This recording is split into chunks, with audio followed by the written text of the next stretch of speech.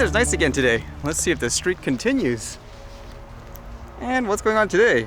I guess this was kind of interesting because apparently there were drones being used at first, or people were being told they were being used to target people like gang members, but then afterwards it almost sounds like in reality it was being used to target, I guess, lawmakers? This one says, Libya Parliament says drone strike targeted lawmakers' home.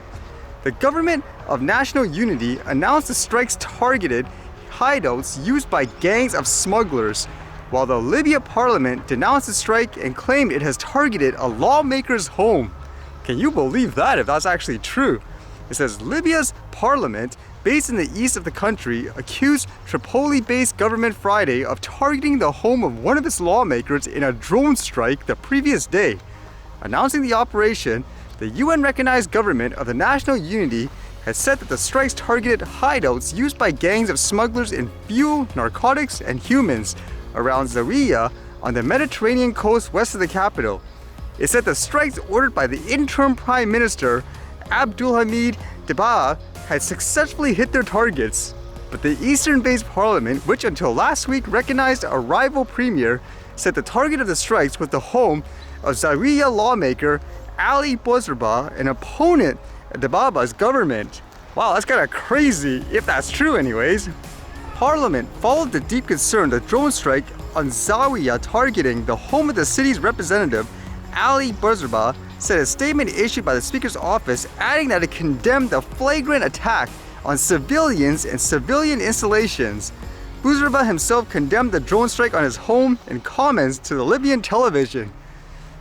I don't know, is it kind of like that in other parts of the world when it comes to, I guess, eliminating things like, just say, your political opponents? I guess it's believable in some places, but this is kind of crazy, like an actual drone strike with weapons and all that.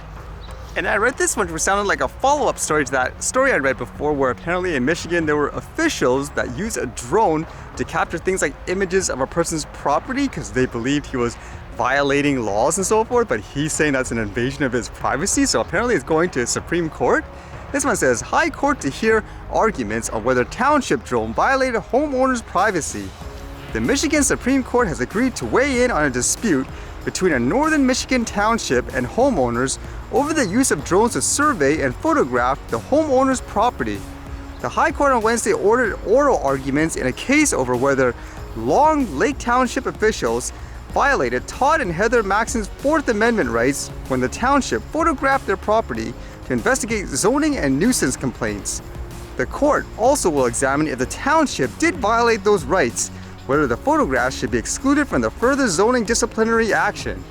The Maxons filed suit against the township in Grand Traverse County Circuit Court in 2018, arguing photos the township had taken of their property with a drone should be thrown out because they were an invasion of privacy and a violation of the Fourth Amendment, which protects against unreasonable searches and seizures.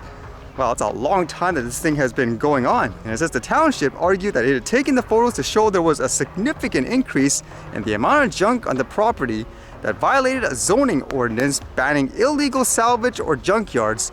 Officials referred to prior case rulings that supported the use of photos taken from a manned aircraft to back their use of drones. So would this be like those arguments where people say, if you really want to see a person's property, go to something like Google Earth and all that, and people are just fine with that? At the same time, when it comes to cases like these, it's just kind of confusing in my mind how you have the proof the person did it, and how all of a sudden or whatever, on a technicality, you say you can't use that proof anymore. Like, you have to play dumb as if it didn't exist if the person violated a crime and all that. Kind of interesting to see where this goes.